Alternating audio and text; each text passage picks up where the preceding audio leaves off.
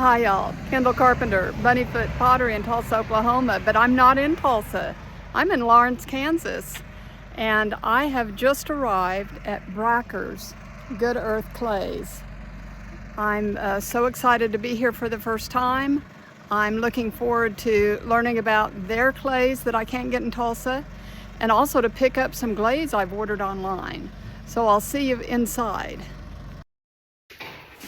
Hey y'all, I'm back with Ryan, and we have been going over the inventory of mid-fire clays that for me to consider, and I'm going to have Ryan explain to you what we have shown as a possibility for me.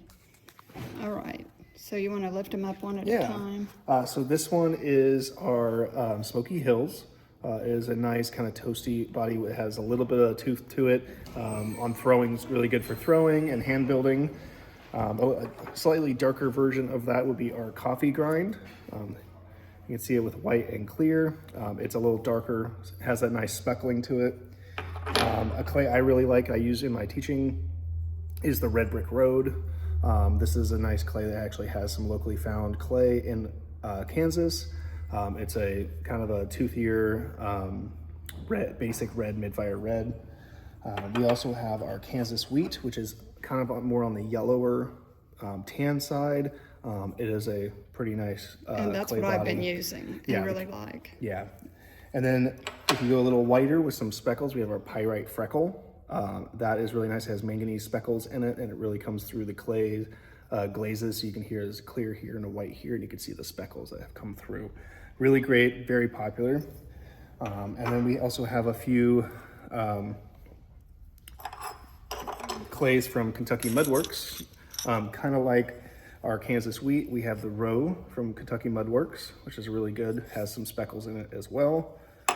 We have the Big Turtle, which is very similar, it's a little darker. And then I always butcher the name, Maholan, which is a really great, I'll kind of have it there so you can see what it's spelled like.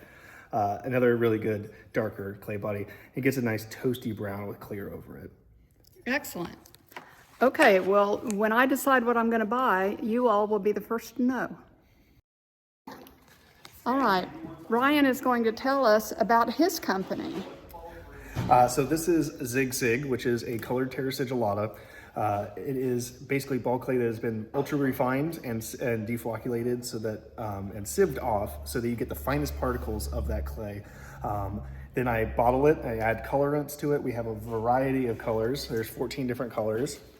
And you apply this to bone dry cups, just like these, 2-3 thin coats.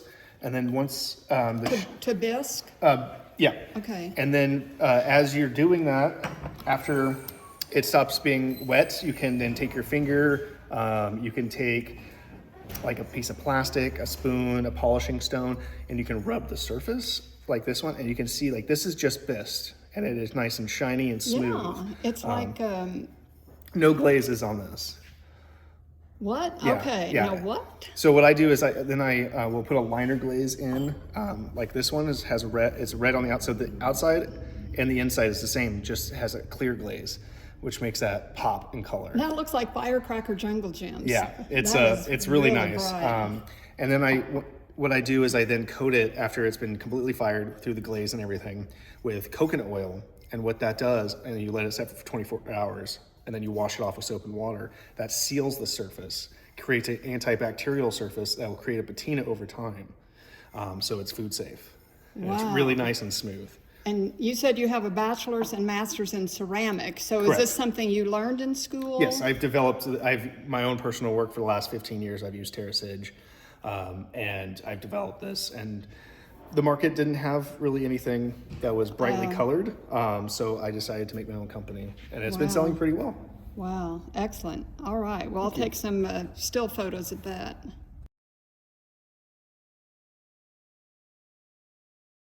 I'm so sorry, David. Sorry. There's the chairman of the store, and this is David, the brains behind Kansas Clay Company. And your wife. Yes. All right. And I had not been recording, so we're starting over. No so problem. we're going to start over with where you are distributed. We are distributed, Bracker's Good Earth Clays distributes, that's where we are right now in Lawrence, Kansas. Then we also have the Clay Bank down in Springdale, Arkansas, and we have Art Zone Nixa down in Nixa, Missouri. Are Okay. our 3 distributors that we have right now. And you said you do ship coast to coast. Absolutely. And you have shipped up into Canada Yep. when you need to. Absolutely. And I asked you, what is your background in clay? And you said you've been doing clay for 30 years. For so 30 years, I was hired in 30 years ago to be a warehouse manager.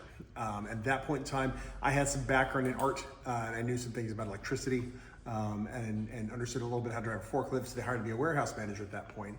And my first gig really was being a kiln repair technician. Oh. So they hired me to do that. Oh. So I've been doing that for 3 decades. You're a unicorn. And then when we fast forward, and I'm going to really truncate all over the thing, fast forward with this business until we purchased Flint Hills Clay Works from Les Beyer when he was ready to sell that. He was out of Marion, Kansas.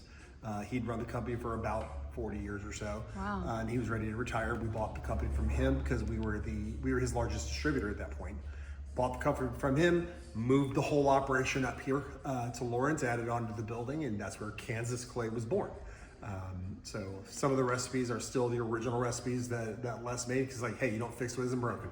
So behind these magic doors, is that a production facility? For Behind the the doors, clay? the production facility is actually all the way on the other end of the building, and we've got a pretty big building here. But immediately past me are some stock room area. Past that is our warehouse where we fill orders and we stock the moist clay, the pallets and pallets of moist clay. And then as you go further back, we keep the dust away from the front of the building because you don't want to be breathing that stuff. Right. But then we enter our production area, which is all the way back there.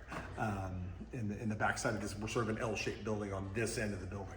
And do you, as a CPA, I'm just curious, Mm-hmm. do you have a large run of one type of clay and then you clean your pug mill and then you do another? How do you There's a do that? great system that Les came up with years ago, and it's you start with, of course, your purest clay. So you have your porcelains, right? Your super high-end porcelain. You start with that, and then you work through them. And as you go, you're working to the clays where, you know, when you clean your machine out, you do a hard scrape to get it out of there. If a little bit of this clay gets into the next one, it's not going to contaminate it.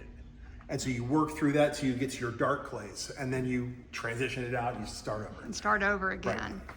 And That's is that the like a short- 1 month cycle for you Oh, no, or no, a no. 6 month cycle? No, it really depends on time of year and certain clay bodies, because certain clay bodies obviously sell more than others. But my super white porcelains, I may only make those twice a year because I only have to. Whereas my mid-range buff clay, I'm making that all the time. So I'll run 36 batches of that, and then I'm out of that into other things, and then I'm back into it. Is that So- the wheat clay or the buff clay, not Yeah. the wheat, the buff? Right. Yeah. And I bought some of that. The day I was at Clay Banks, he had just taken delivery of 4 pallets of your stuff. And I'm like, dang, he must sell a lot to buy this 4 pallets at a time. He buys them 4 pallets at a time, that's for sure. Yeah. He does sell a fair amount. Yeah, that's awesome. Okay, well, Ryan was helping me pick some clays, Okay. and I've sort of, as I told you, I have to be careful about red clay. Right. But I think these are the ones that I'm going to Nice. purchase today. And Great so I have quite a few underglaze transfer sheets and spectrums.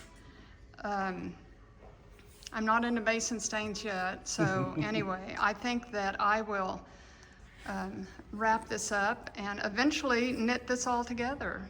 So bye-bye.